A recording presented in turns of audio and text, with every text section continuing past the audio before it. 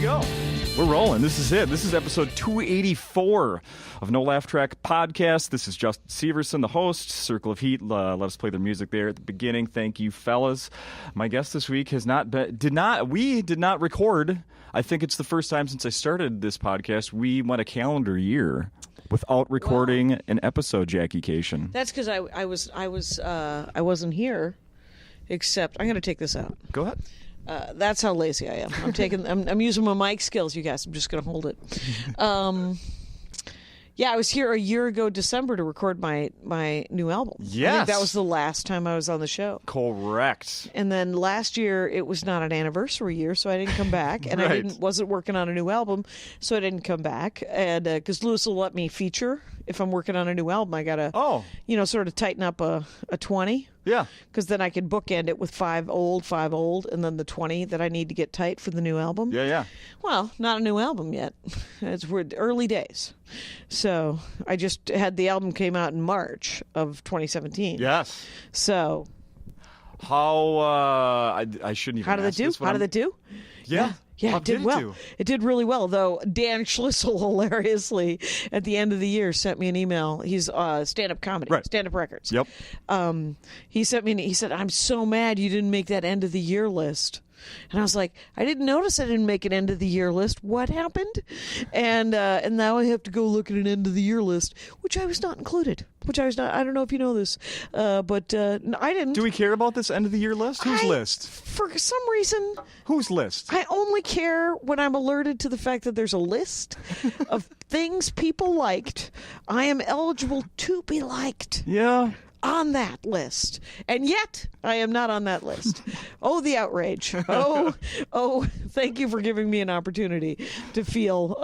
And everybody else on the list was, I'm sure, I can't remember even what list it was. Yeah. All I remember is the disappointment that I was not on the list. So. It could be filled with people, none of which you respect. That you may know all of them and be like, no, they suck, they suck. I believe 7 of the 10 I totally respect. Oh. And then 3 of them I was like, I see why. That guy's got a nice haircut. And that lady does a lot of sit-ups. You know how like when you ever look through like your peers or like why someone has made it a little bit further? Oh, yeah.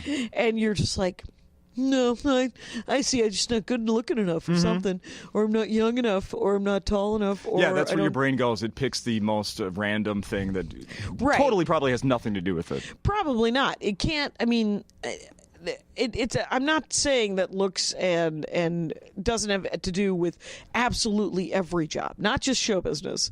Every job. If you are better looking than your coworker and you both have comparable, if like she might be better at the job, but he's a dude, he's going to get the job. Yeah. And if it's 2 dudes and one guy's taller, often he'll get the job. And they've done studies. People are idiots. We're animals, is what I'm telling you. I agree. We're animals, and I wish, to some extent, that we would get past it. And then other parts of me are like, well, I like making out with a guy. I'm an animal. I like my fella. I got a husband. We make out. Sometimes we make out, you guys. We're married. Prove We're it. sanctioned. We're sanctioned by God and the government. So we can make out. It's okay. So, I was watching an episode of my kids and I like to watch Wheel of Fortune together. Sure. How bucolic. Yeah, it gets competitive sometimes. Sure. Pick a letter. We've gotten to the point where if I get the puzzle answer before they do, they tell me just to announce that I know it, but not to announce the answer. So they still have a chance? Here's an idea. You're much older than they are. Why don't you cut them some slack? What? You're like, I beat you. How old are they now? 11 and 9. Okay. They know words. They know phrases.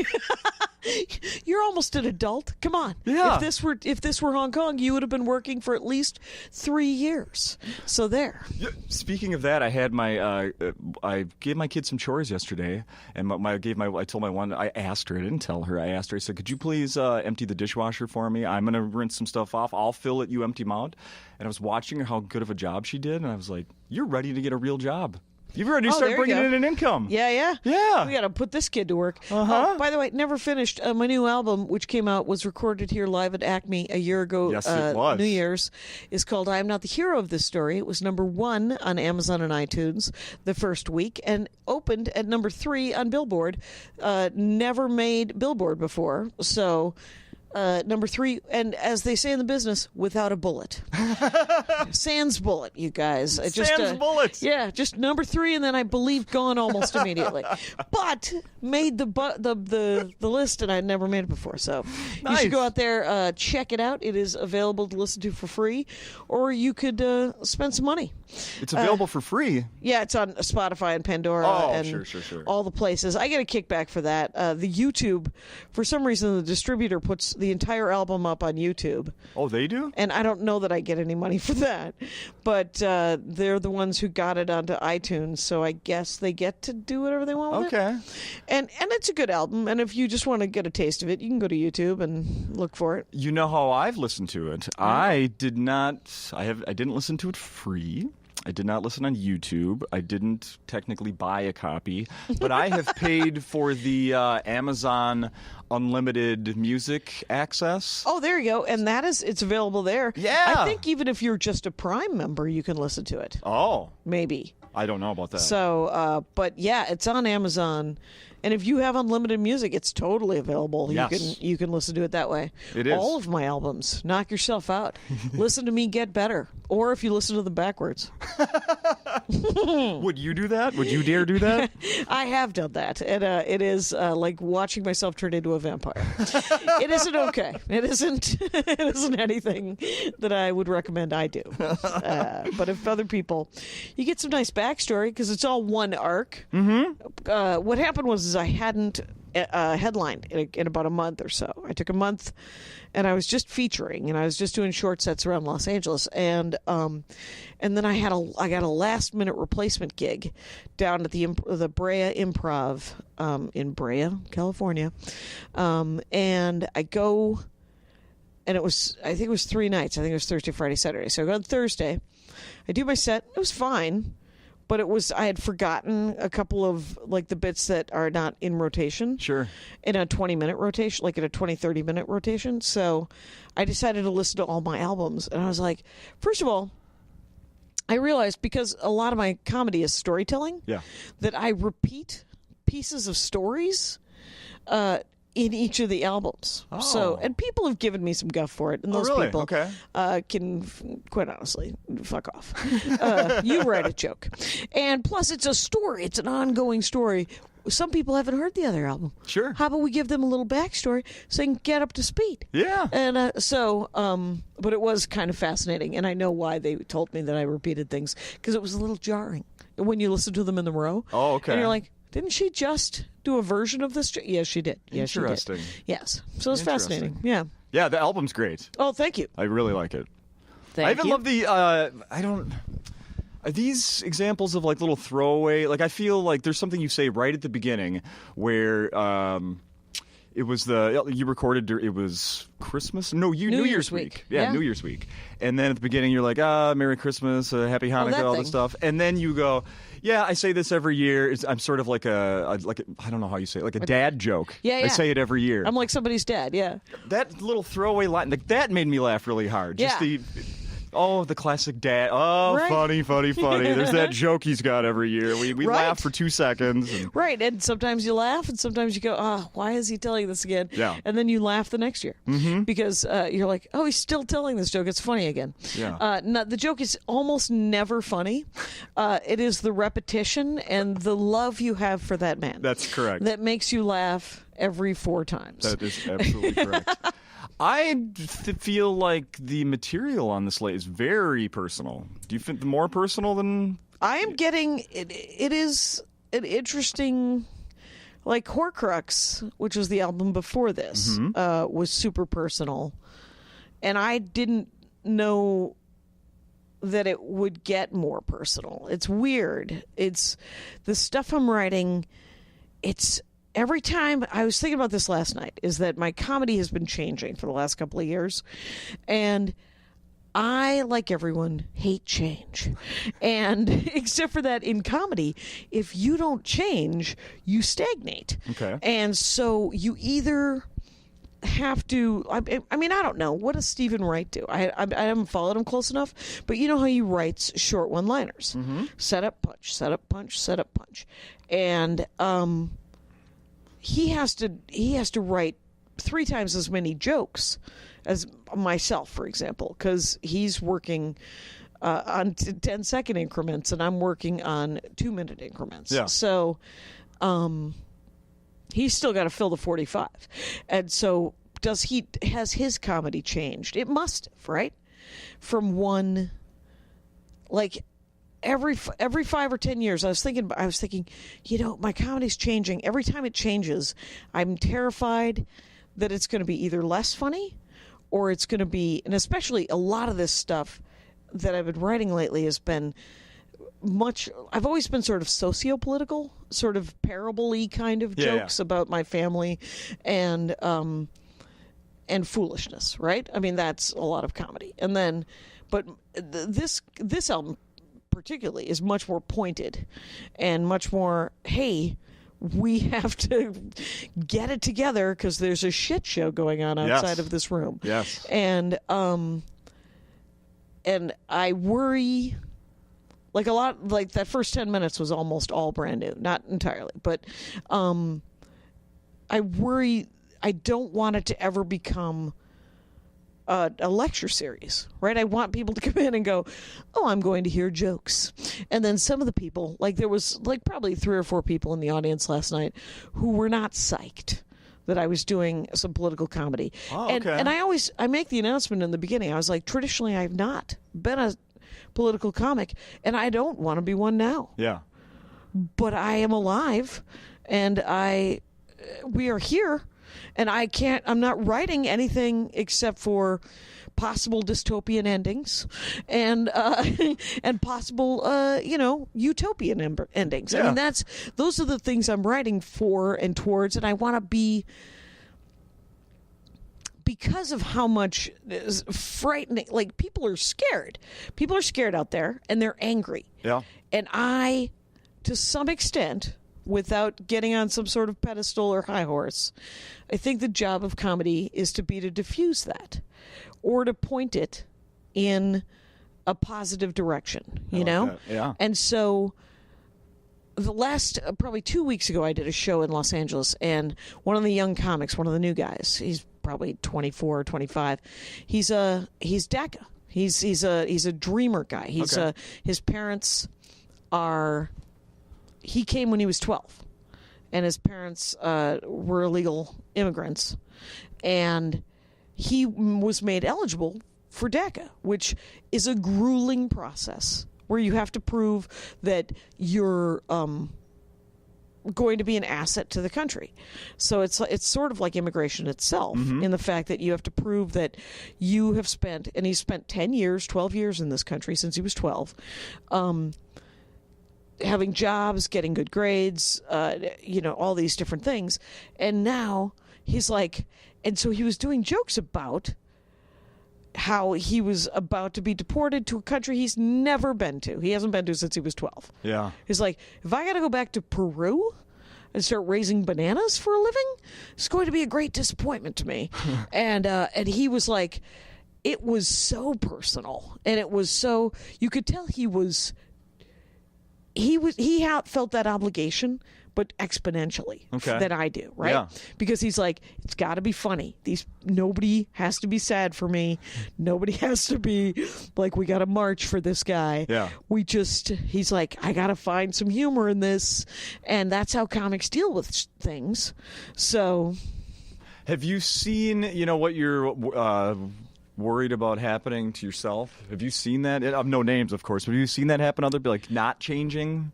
Oh God, you've yes. You've seen what happens. I thought you meant the lecturing.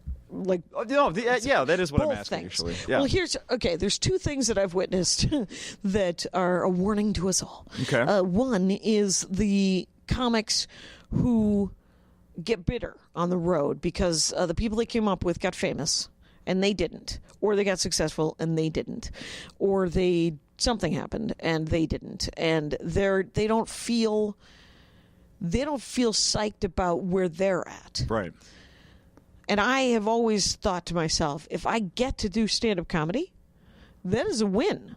I mean, if I get to do an which is what stand-up is, it's an uncensored opinion of what I think is funny about service animals, a topic many people are addressing right now. And but if I get to do that, that is to some extent, to the biggest extent, its own reward. You know, if I have to get a day job one day again, I will be irritated, but I will not think it's the end of the world.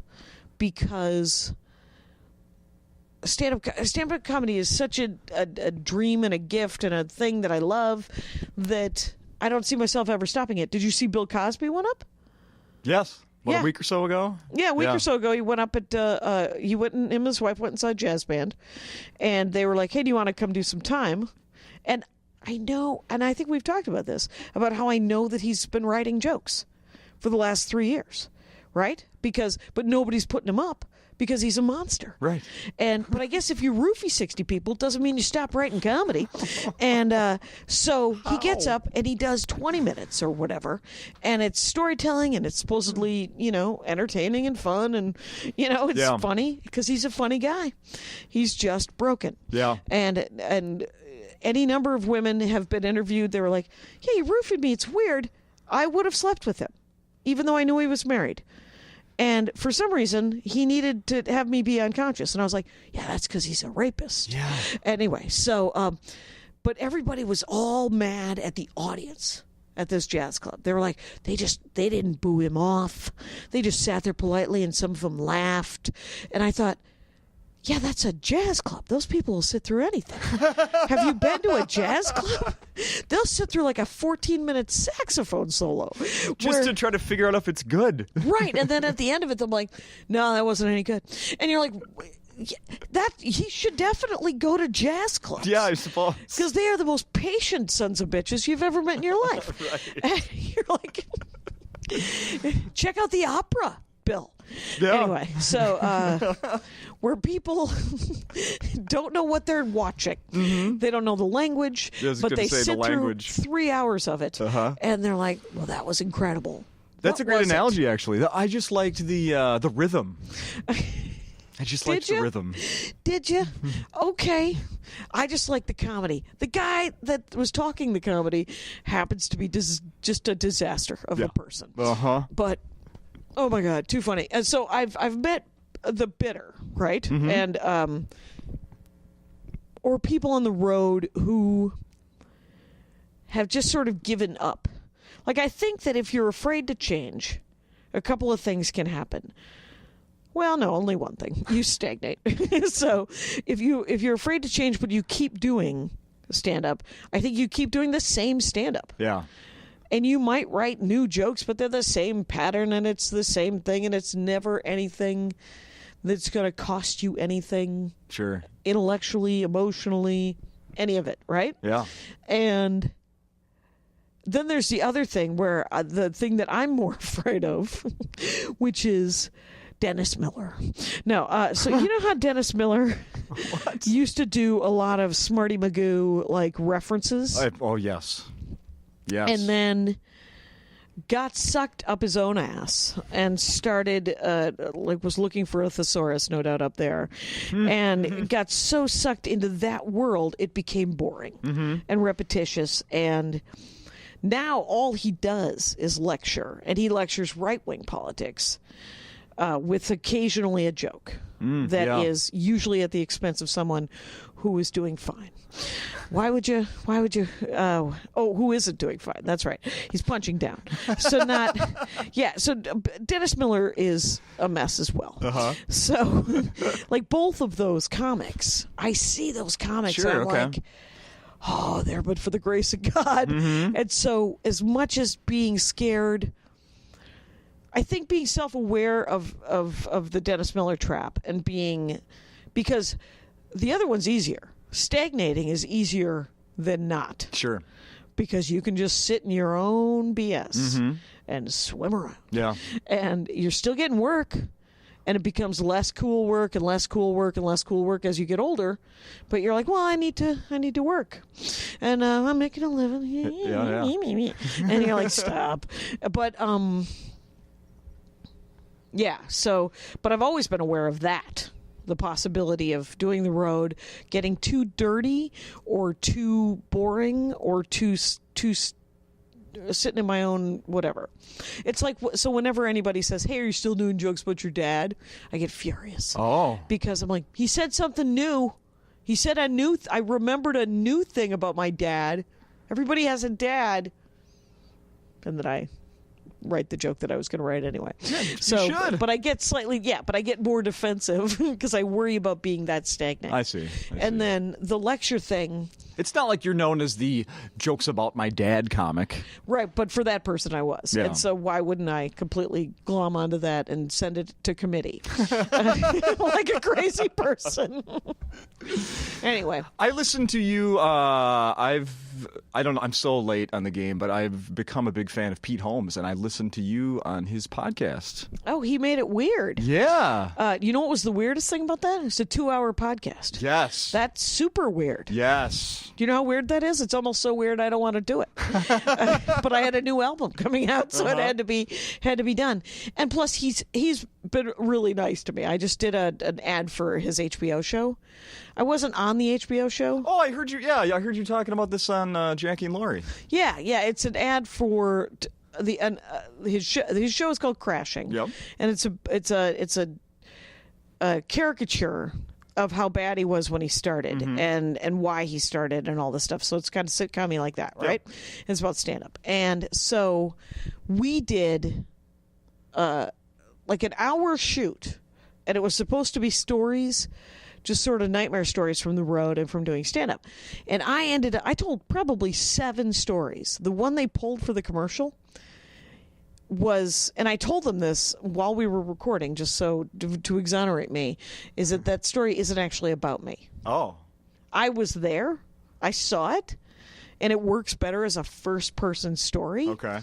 But it was a story about when I first started doing stand-up, and the MC was mocking the headliner for some reason, which I wouldn't have done because I was super, 19 and shy and whatever. Sure.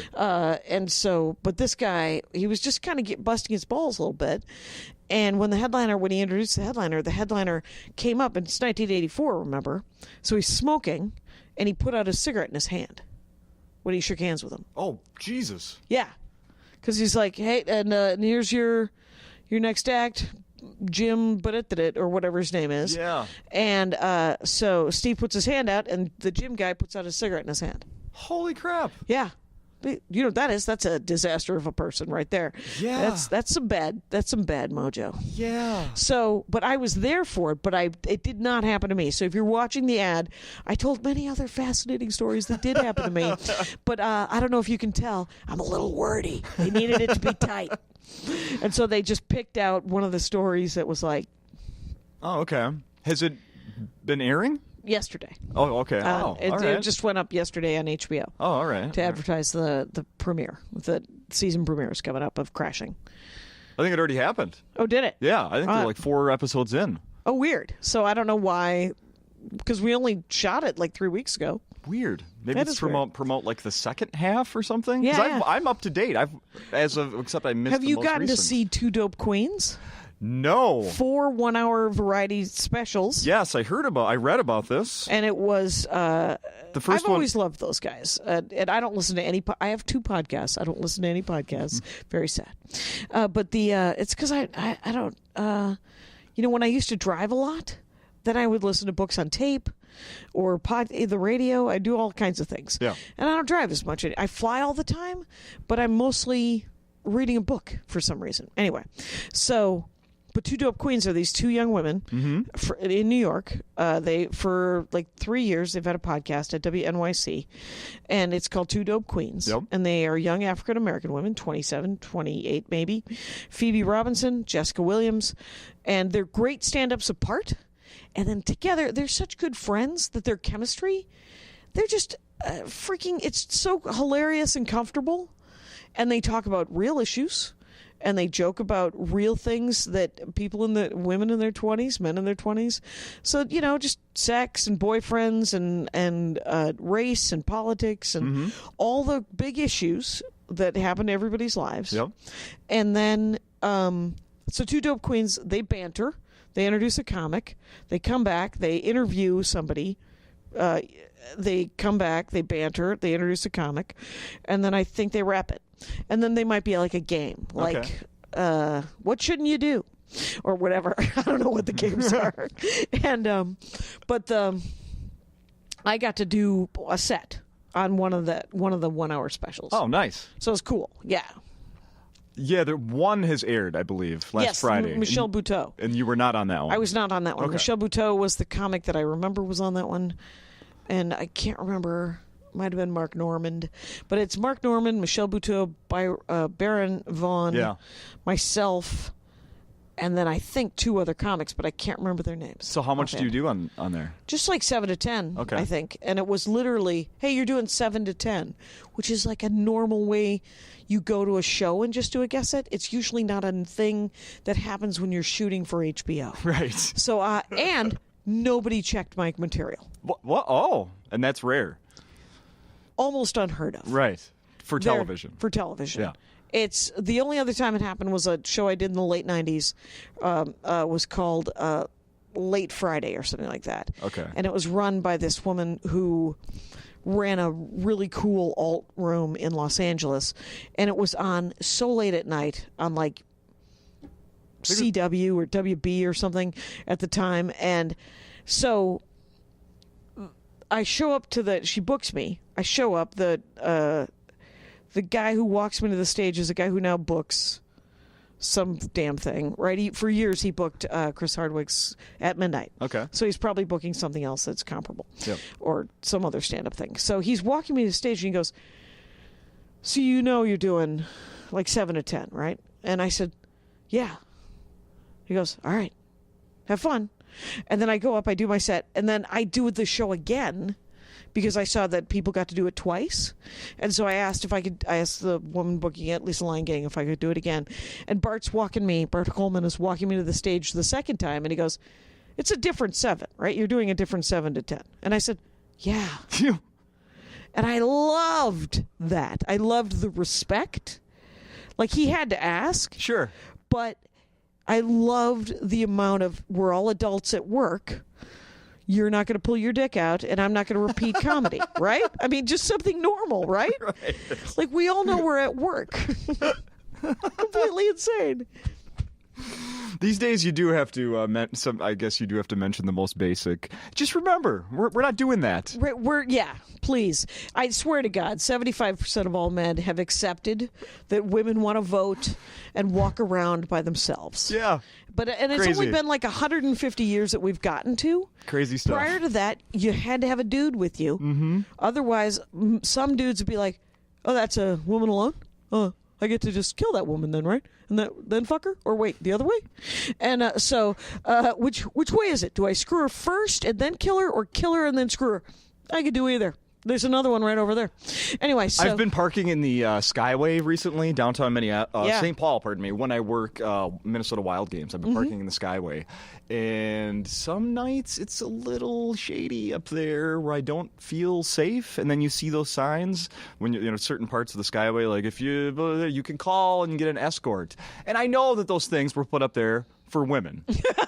Right. But I'm walking by myself at 10 o'clock going, I wouldn't mind an escort. Yeah, I mean, if somebody came and joined me here, I would welcome that. I would welcome somebody in a vest. Uh-huh. Is there someone in a shiny vest that could walk with me? In fact, the last time I did this, two different times, a pair of cops walked by me. Mm-hmm. And the first time I just kind of smiled at them. Second time, it was just 5 minutes later, walked by me and I went, guys, it's nice to see you up here. And they both said, you're welcome. Yeah. Yeah. And I did feel a lot better. Yeah. Because it's nice just to because 25%, for some reason, some people have not been civilized. Yeah. And the rest of us who are civilized have to actually get in their face and go, you're being real dumb. Yeah. And you have to stop it because the new social contract for the last couple hundred years is not to do whatever's happening here. This is sort of like the you told a story on Pete Holmes' thing about some 80-year-old man that you. Oh, I'm doing that on stage too. Oh, you where are? I pushed an old man. Yeah. Oh, you're doing it on stage. Oh, Yeah, okay. yeah. So come out and see me, you guys. Yeah. But no, I'm not the hero of that story. That's a weird thing for me to have done. But I seriously, we're in such a weird time that, because I sell a shirt right now. I have new merch. Come on, Joe. Not and you. It's not me. It's a meat shield shirt. So because I think I'm a white lady meat shield in this mess that we are currently in politically. I am you are to hide behind me. Right. Because when cops kill middle-aged white ladies, it turns out there's an uproar, and some people, too soon. Well, I would love that to never be too soon. Right. Because that would mean that they wouldn't have killed a 12-year-old black child in the last week. Mm-hmm. And that'd be awesome. So, so the Meat Shield t-shirts are gorgeous. They really are. I should show you because I also have enamel pins. And I have... So this week, this is what I've got for merch. I've got my new album. I was going to ask. I am the new hero I am not the hero of this story. I've got the new album. I have too much merch. I don't sell that much merch, just so you know. But I like people to have a selection. Mm-hmm. And I make a couple $100 a week, and that pays for all my meals and stuff. So it's not. I mean, I'm not going to say no to $200 or $100 a week, right? Mm-mm. That's nice. Yeah. So I sell. So this week I have the Dork Forest, which is my podcast. I used to travel with the 2 T-shirts for that. Yeah. And I just decided this trip that I'm not going to travel with those T-shirts anymore. People can get them online. They're Dork Forest T-shirts. They're very nice. Yeah. So I have with me the Spooky Reading Girl T-shirt, which is a joke from the Horcrux album, and the Meat Shield T-shirt, which is a joke from the Hero album. Right. And there's enamel pins for Spooky Reading Girl and Meat Shield. All the proceeds from my album, the Spooky Reading Girl, pins and T-shirt, that goes to me, Jackie Kashian. That's right. I buy things. Mm-hmm. The Meat Shield T-shirt and the pin, those will benefit the ACLU, Black Lives Matter, and the Southern Poverty Law Center, whatever, because they're the only ones that are standing up for a bunch of little guys. Yeah. And what I think is the illusion of America. I've always believed in it. I love the idea, and I think that we should fake it till we make it and just keep plugging along. You know, who didn't love the Magna Carta? Huh? The Constitution, the Code of Hammurabi. Let's do this. The idea that we're all in this together. That's right. We're all equal. We all have the same opportunities. That is such an illusion that I am willing to pretend is real until it is real. Yeah. And we were getting there. Granted, super slow for people that are not middle-aged white ladies who were born in a gravy boat. And I wasn't born in a golden gravy boat, but when I look back on my childhood, I'm like, no, always food, shelter, and the advantage of not being murdered because I was brown. Yeah. So going to go forward by thinking that's a gravy boat. Doesn't mean it was sweet, all of it, but not gonna blind myself to it. Yeah.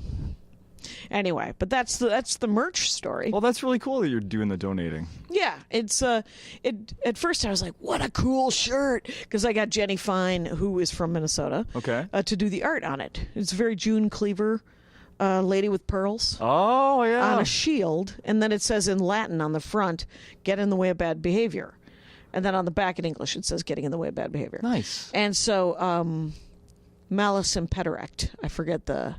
It's the Latin. That's I forget the Latin? there's one more word. I forget. Anyway, but I was like, oh, what a cool design. I'm going to make. Oh. Maybe I shouldn't make any money on the white people talking to stupider white people joke. Maybe I should give that back. That's a great joke, and especially when you're listing all the different groups, and then when you get to white men, where I fit in, right? I thought straight that was, white guys. Yeah, that's your task. Yes, I thought it was really interesting where we fit in. Yeah, that's a good joke. Everyone, get out there. I think it's the politics track. Okay, yeah. It's one of the first 10 minutes, so one of the first 3 or 4 tracks. It's a great and joke. then it's so funny because I do the genocide story, the Armenian genocide story about my grandmother. Yes. And then I do the story about Dad having surgery. He had heart surgery. Yep. And my father, who got the album, he was like, I can't believe you made something so sad, so funny. And I was like, yeah, that genocide thing's pretty intense. And he goes, no, my surgery. I was like, oh my God, Dad, you're killing me. I was like, everything about you. And he's like, imagine if your grandmother hadn't gone through the genocide. We would be in Armenia. I'd be a shepherd. Is that something? And I was like, oh my God, she spent 3 months in the... Are you kidding? You're kidding me with this. That somehow she did it for you. And he's like, well, in the end. It's great that your dad is still the same person, and that there's not an imposter showing up. You would know immediately. Oh yeah, I know.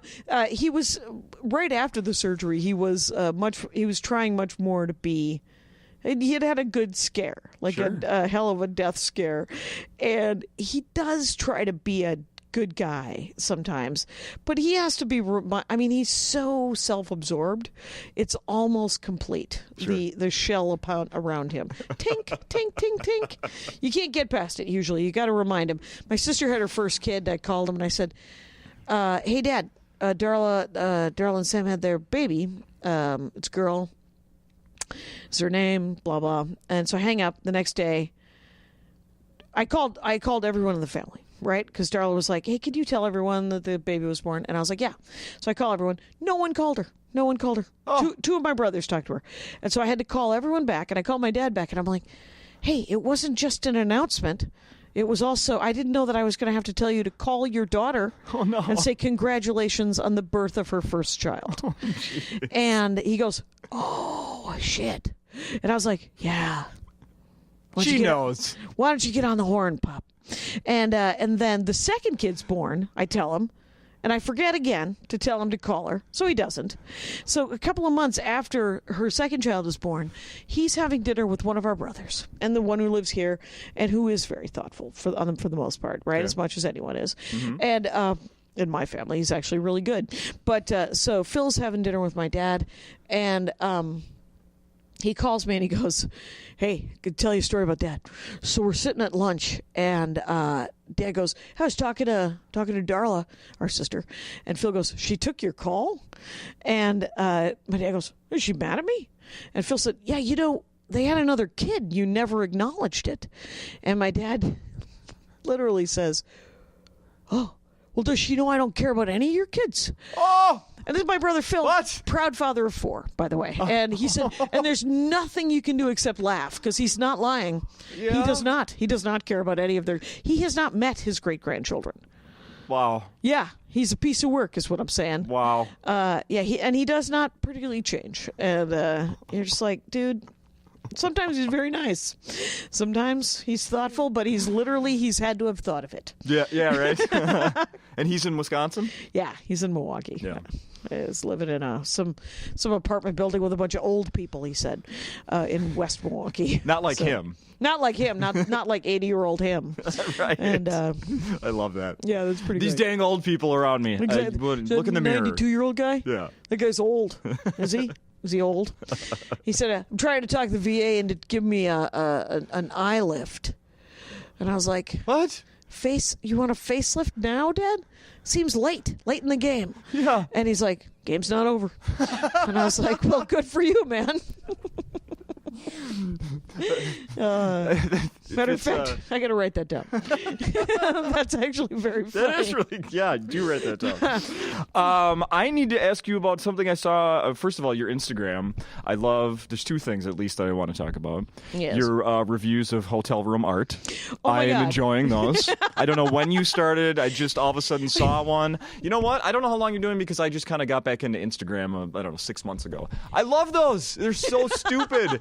And it's so stupid. And hotel art in itself is, it's usually not that good. Nope. At all. And the fact that you're pointing them out and that you're in a new one every week, it's so perfect. Thank you. It started, I don't know, probably 2 years ago on Snapchat. Oh, okay. And then you can save your snaps, because snaps just go away in a day, right? Yep. And I love Snapchat. I'm hiding currently on Snapchat from almost everybody except for my youngest nieces and nephews. And and they have all these different filters to make your face look funny. Yeah. So that's good times for me. Anyway, but hotel art is hilarious because I think it was like 2 years ago. I was like, what is with this? And then I started doing it, and I pretended it was a series until it became a series. Yeah. It's another fake it till you make it moment. Uh-huh. And so, like, more than 2 people have said, this should be a series. And I'm like, not more than like a minute or so. Yeah. I don't know. It could be like its own special, but because I might be able to put 22 of them together. Yeah. And that's about it. And I always am exhausted, and I'm like, knock out the hotel art before you get to it. But it was hilarious. I did this gig with Maria Bamford Yep. in Oklahoma City. And the hotel we stayed at was attached to an art museum. So there was so much hotel art, I could not stop laughing. If you scroll through my Instagram, you'll find it. There's real modern art. Oh, wow. Amazing art is everywhere. And I hated that hotel, by the way, because I don't like a boutique hotel. Okay. If I walk into a hotel and there's no desk, there's just like Chad who's got like some handheld device that he's going to check me in with. Over here. No, over here. I'm Chad. Right. How about Chadwick. just stand at a desk, sit at a desk, I don't know, get in a pop secret couch. I don't care. Just let there be a stationary place that I go to. Yeah. I've turned into I travel so much for work, I've turned into the accidental tourist. Mm-hmm. So that's great. Just like, I want it to be the same. You know, I do that podcast with Lori Kilmartin. Oh, yeah. Where we just bitch about stand-up. Mm-hmm. And I love a Hampton Inn with the power of the sun. Sometimes they're a little junky if they're older, but for the most part, they're exactly the same. They are the low end of Hilton properties, right? Okay. Or somewhere in the middle, or so. I don't know what it is, but it isn't. Well, the they're not fancy. high end because I've been in one. Right. They're not the fancy Hiltons. Yeah. They're more normal, like for the rest of us. Yep. So, and I love it because every morning there's free cup of waffle breakfast. A lot of hotels are doing it now, but they have that. I don't want a cup of waffle breakfast, but I want the option. Okay. I like the idea that if I'm hungry, I could go down, if I can get up before 10 or 9 or whatever, and then they always have free coffee. The business center is always the same. The Wi-Fi is always free. The parking's always free. It's the same. Yeah. Every time, and I love it. And there's a manager of a Hampton Inn who the other day sent just a big box of stuff from the Hampton Inn because he listens to Jackie and Laurie. He sent name tags for me and Laurie. Where did he send it? To Meltdown Comics, care of Jackie and Laurie, because that's where we record. All right. And yeah, he sent me like a 5-pound bag of waffle mix. And then he sent me some name tags and some free protein bars or candy bars or whatever. Yeah. And then a coffee mug that says Hampton Inn, which I'm actually quite excited about that the most. Yes, Who doesn't like a free travel mug? They're always come in handy. Yeah, and I like the Hampton Inn. It's such a weird... People listen to podcasts. Podcast listeners are the best. Blowing smoke, you guys. But it's true, though, because it's such an intimate thing where they feel like they know us because they're listening to us hours on end. So the pancake stuff they sent you, that's like the pre-made, like it's already batter, isn't it? No. Oh, no. No, it's just powdered. Oh, it's just powder that you add. Yeah, they make it. I mean, I think it's just like Bisquick. Okay. But you just add water and pray. Yeah. Yeah. I've tried to use that waffle maker at the Hampton Inn. Yeah. Do I have to flip it? Yeah, you turn it over. I have a Hampton Inn story. My wife's grandmother she lives in South Carolina, stays at a Hampton Inn whenever she comes to Minnesota to visit. About a year ago, we went to go see her. Go ahead, meet at the hotel, go out and have some dinner. First, she's like, "Hey, we have a pool. It has a slide. You have the girls. Why don't you guys play for a little bit, like an hour before we go to eat?" So we do that. Bring our suits. We get to the pool, and it's too late. It had been shut down. Aha. Grandma. Big baller grandma goes to the front desk with $50 and goes, "Will you open the pool back up for my great grandkids?" They opened it back up for an hour. Yeah. Yeah. Do you know why? Yeah. Because $50 to someone who works at a Hampton Inn isn't chump change. No. That's good times. Uh-huh. Good for her. Yeah. I like that she tips like a baller. Oh, And yes. here's the thing about the word baller. I just did Boston with Maria Bamford. Okay. And we did, and the Harvard Lampoon said to us, do you want to get a tour? Okay. And we were like, Yeah. that sounds neat. It's in this old. There's a new documentary actually on Netflix about the Harvard Lampoon. Oh, okay. It's something like, it's not Infinite Jest, but it sounds like Fear and Loathing in Las Vegas. It sounds like one of those hipstery kind of names. Okay. That makes me knee jerk tell everyone to get a job. Anyway, so so we go to the Hampton, I keep saying it now, the Harvard Lampoon offices, which is in this like 250-year-old building. It looks like a tiny Hogwarts. It's adorable. And we go up and we go upstairs, and it's 30 everybody. It's the comedy writers, the marketing Lampoon people, the art Lampoon people, all of them. Okay. Men and women, all about 20, all incredibly good looking, like super shiny dental, like it's all been working out for them. They go to Harvard, but they're 20, so they all have solo cups in their hands, and they're getting hammered. And Maria and I are just staring at each other going, how long do we have to last? And so we last about, 20 minutes or so, and it's like, well, it's been great. Thanks for showing us the library. It was one room that we were trapped in for this 20 minutes. They said, for another 10 minutes, we'd love to induct you into the Harvard Lampoon. And we're like, okay. An hour later. It took an hour. Okay. And they put on, it was like baby Illuminati, essentially. There were candles and masks. They Really? locked us in the basement. They grilled us about what we thought the Harvard Lampoon meant. It doesn't mean anything. Spoiler alert. Okay. It's a joke magazine. Yeah. But it went on for so long. They put us in the basement. We had to walk past all the haircuts with candles to get to an office. They gave us these lanyards with like Harvard Lampoon medals. It was very cool, but Maria hates masks. She hates masks. She doesn't like... I hate pageantry. So together, she was getting slightly freaked out, and I was getting irritated. Yeah. And so I just kept saying, pretend it's a LARP. Pretend it's a LARP. It's a live-action role-playing game where the only catering is booze. And she's like, this has to stop. And I was like, it's going to be over in a minute. We'll go get dinner. It'll be fine. And so it was. It was over. They were very nice. They seem like very nice young men and women, and they will one day run Hollywood. And they will say, "We met you," and I'll say, "Oh, I can't even remember my own name some days. I'm so sorry." But it was weird. It was kind of fun, and the Boston crowd was amazing. I headlined a club on Long Island, and then I went to Bethlehem, Pennsylvania, the night that the Eagles played somebody to get into the Super Bowl. And so... The Vikings? Was it the Vikings? Yeah. Oh, I'm so sorry. I knew that the Eagles were playing somebody important because nobody showed up to my comedy club. Yeah. That's a pretty big event It was a big here. event. Here and there. Yeah. And you'll be happy to know I was rooting for the Vikings. Sure you And were. if I went... At the time, when I heard... Because if I hear... And it's the Vikings or the Packers, I always go, well, I hope they win. Right. I know more people who give a shit about those two teams than anyone else. Right. And when they play each other, I have to lean toward the Packers because I know more people who care about the Packers than Right. the Vikings. And know in your hearts that I don't care about either of them.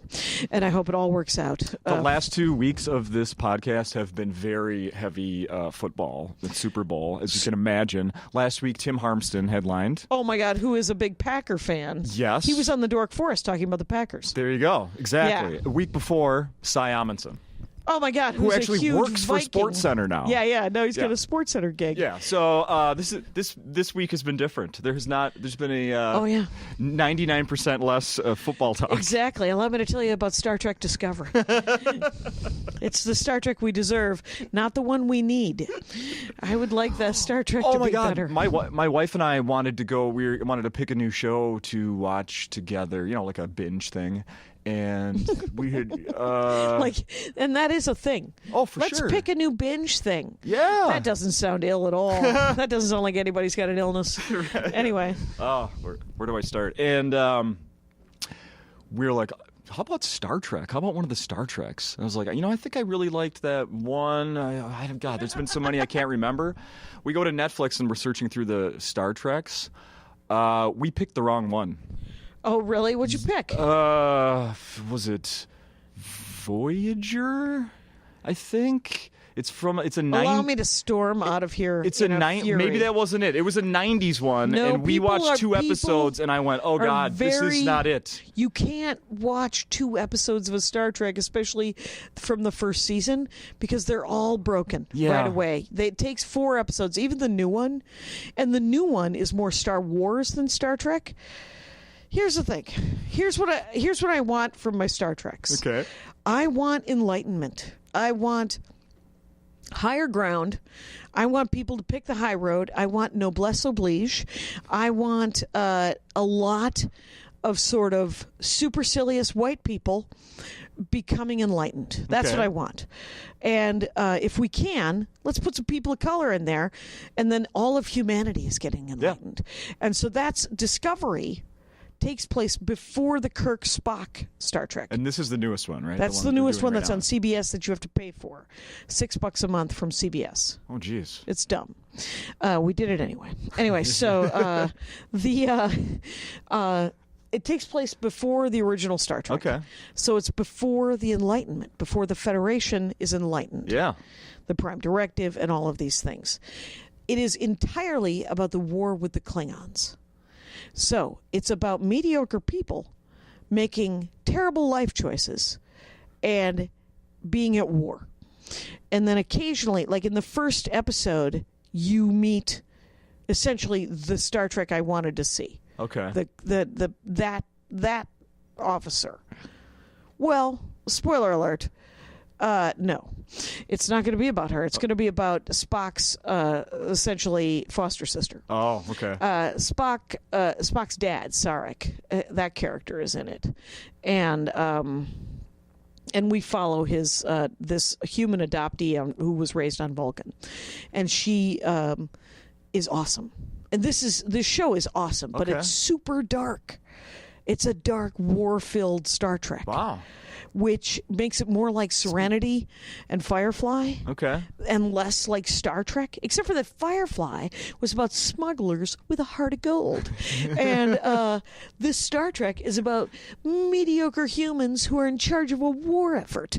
And I'm like, we're living in that. Right. We don't need more of that. Yeah, I was expecting you to say that, yeah. Boo. Anyway, I thoroughly like it, though. Okay. Because it is incredibly well done. The other thing I wanted to, I'm going to check the, oh, geez, yeah, we should wrap this up soon. The other thing I wanted to talk to you about on your Instagram is you were somewhere with Mark Hamill, some sort of fundraiser? Yeah, Lady Parts Justice. Luke Skywalker. Yeah. You were with Luke Skywalker.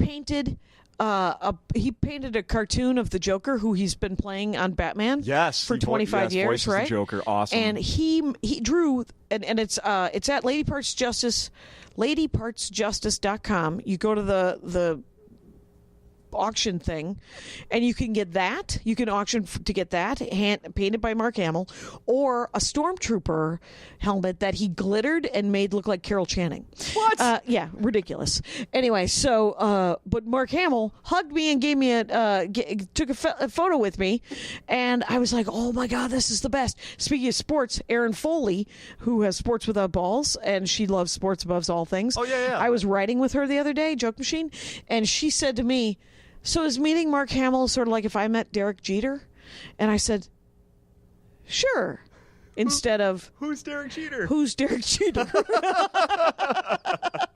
But yeah, so ladypartsjustice.com is a comedic, it's a bunch of women in comedy and Liz some guys.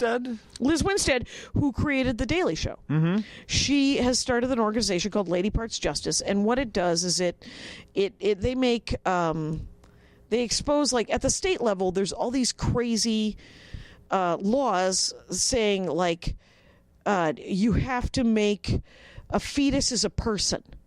the woman carrying the fetus is not a person. She doesn't get to pick. But that fetus is a full-blown person with rights. The woman carrying the fetus, not a person. But where's the fetus should get to write home and have a vote and all of these things. So it has to be born. But the woman carrying the fetus is just, I'm so sorry, she's a cow. And we're going to eat her. And but the fetus is and so there's all these weird laws that are happening at the state level. And Liz Winstead has lost she's just furious. And so she makes, her and all these young women comics and just women comics make videos exposing all these different laws that are go to the board. Yeah. And like in Michigan, they had this thing where it was a vaginal abdomen. If you wanted to get an abortion in Michigan, you had to go through an ultrasound for sure. And they had to do an invasive ultrasound where they stuck an ultrasound rod up your vagina. And you're like, if you could not actually fuck me with that vagina rod, just to remind me of how I got into this situation, that'd be awesome. Yeah. And nobody's telling you who to jerk off, which hand to jerk off with. Anyway, nobody's legislating that. And so there was this one woman state senator was like, we can't pass this vaginal abdominal vaginal whatever the hell it was called, but that's what it was sort of called.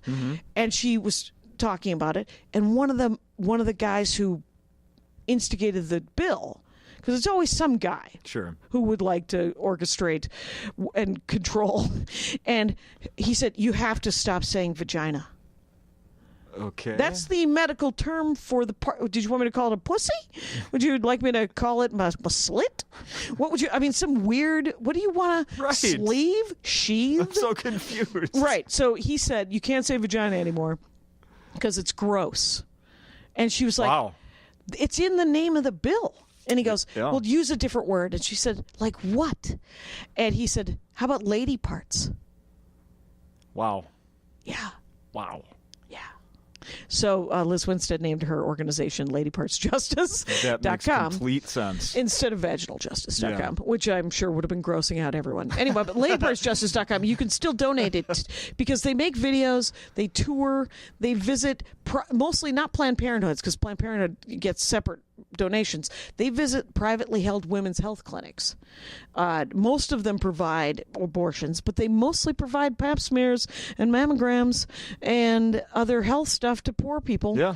And they go as a group. They'll go to Mississippi to the last privately owned health clinic for women, and they'll like bring flowers and make them lunch, and they like build little fences because the protesters will get right up to the window and pound on the windows where people are sitting in the waiting room to get a pap smear, and they're like, you're killing your baby, and you're like, no, just getting a mammogram over here.